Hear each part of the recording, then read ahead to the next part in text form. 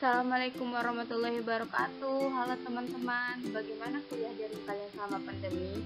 Tetap semangat dan jaga selalu kesehatan. Oh iya, setelah lulus kuliah nanti, kalian punya planning apa sih? Apakah ingin membuka usaha dari nol? Atau membuka usaha dengan modal besar?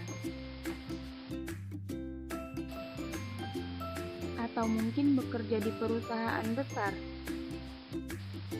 atau bahkan ada yang langsung berencana jadi ibu rumah tangga. Apapun itu profesinya, kita membutuhkan setidaknya skill dasar akuntansi, paling sederhananya untuk bisa mengatur keuangan kita sendiri.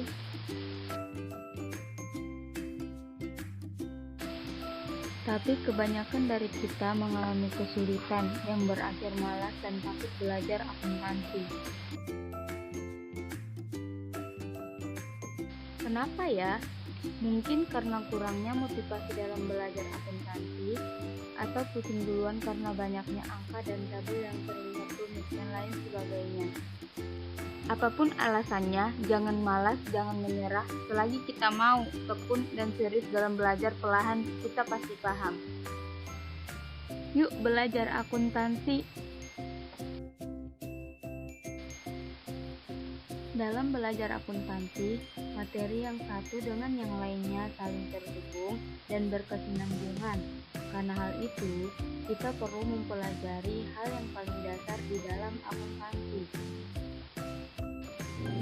Hal-hal dasar itu akan kita pelajari di sini, di konsep dasar akuntansi.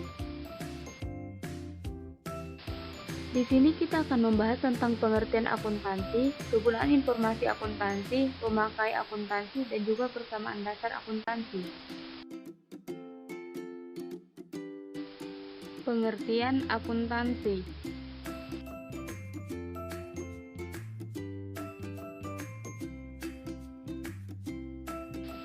Secara umum, akuntansi adalah sistem informasi yang memberikan laporan kepada pihak-pihak yang berkepentingan mengenai kegiatan ekonomi dan kondisi perusahaan. Menurut Financial Accounting Standard Board, akuntansi adalah kegiatan jasa yang berfungsi menyediakan suatu informasi atau data kuantitatif yang kemudian digunakan untuk pengambilan keputusan ekonomi. Pengertian akuntansi lainnya dikemukakan oleh Charles and Walter, di mana akuntansi adalah suatu sistem informasi yang dapat mengukur aktivitas sebuah bisnis, memproses data yang ada menjadi laporan, dan kemudian mengkomunikasikan hasil akhirnya kepada para pengambil keputusan. Akuntansi disebut juga sebagai proses pencatatan, penggolongan, peringkasan transaksi keuangan, dan penginterpretasian hasil proses tersebut. Selain itu, akuntansi juga merupakan proses mengidentifikasikan, mengukur, dan melaporkan informasi ekonomi untuk memungkinkan adanya penilaian dan keputusan yang jelas dan tegas bagi mereka yang menggunakan informasi tersebut. Pembahasan kedua adalah manfaat akuntansi.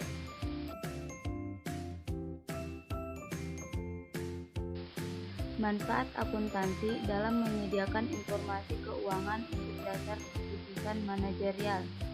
Dalam dunia bisnis, selalu ada yang namanya persaingan antar perusahaan. Di sini, seorang manajer akan menggunakan laporan keuangan untuk mengambil keputusan mana yang lebih baik. Manfaat akuntansi lainnya yaitu sebagai informasi atau laporan kepada pihak eksternal. Pihak eksternal seperti investor atau pemegang saham memerlukan laporan keuangan untuk menilai kinerja perusahaan dan manajemen. Selanjutnya, manfaat akuntansi sebagai alat evaluasi perusahaan. Dari laporan keuangan, kita dapat melihat strategi pemasaran apa yang paling menghasilkan, dan dari situ dapat menjadi bahan evaluasi untuk perusahaan. Selanjutnya, pengguna informasi akuntansi. Kira-kira siapa saja ya?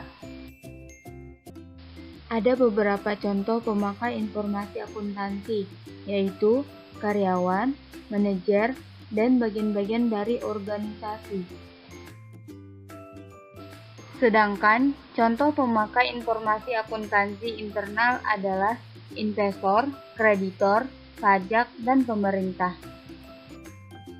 Selanjutnya, siklus akuntansi.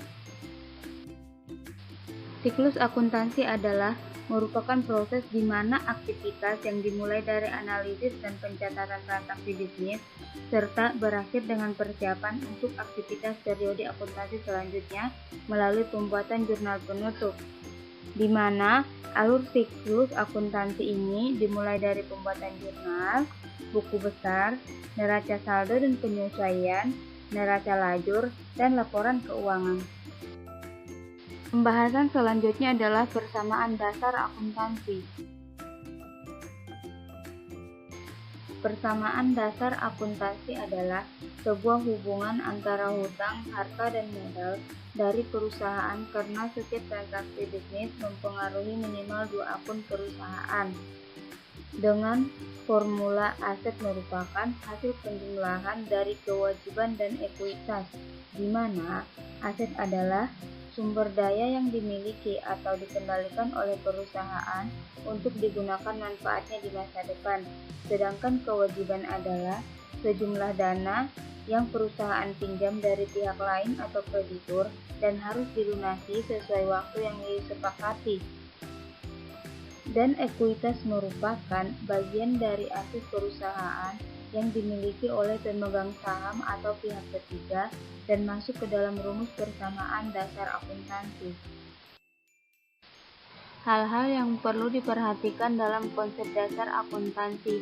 Pertama, entitas akuntansi adalah konsep kesatuan usaha, memandang sebuah entitas sebagai unit yang berdiri sendiri dan terpisah dari pihak-pihak yang mempunyai kepentingan keuangan dengan entitas tersebut. Yang kedua, kesinambungan, artinya perusahaan diasumsikan tidak berhenti di satu periode saja, melainkan berlanjut terus-menerus. Yang ketiga, ada periode akuntansi. Periode akuntansi adalah rentang waktu yang digunakan dalam laporan keuangan. Di Indonesia, periode akuntansi yang biasanya digunakan adalah bulanan, triwulan, semesteran, dan tahunan.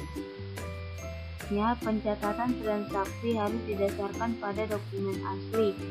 Selanjutnya, pengukuran dalam satuan uang, maksudnya setiap transaksi yang terjadi diukur dengan nilai uang. Kemudian nilai histori. Nilai histori adalah aset selalu dicatat berdasarkan nilai perolehannya pada saat terjadi pertukaran. Yang terakhir ada penandingan beban dan pendapatan. Perlunya menghubungkan beban biaya dengan pendapatan yang diakui pada periode yang sama. Ada beberapa jenis transaksi keuangan. Pertama, transaksi eksternal. Transaksi eksternal adalah transaksi yang terjadi antara perusahaan dengan pihak luar.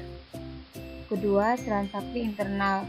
Transaksi ini adalah transaksi yang terjadi dalam unit perusahaan.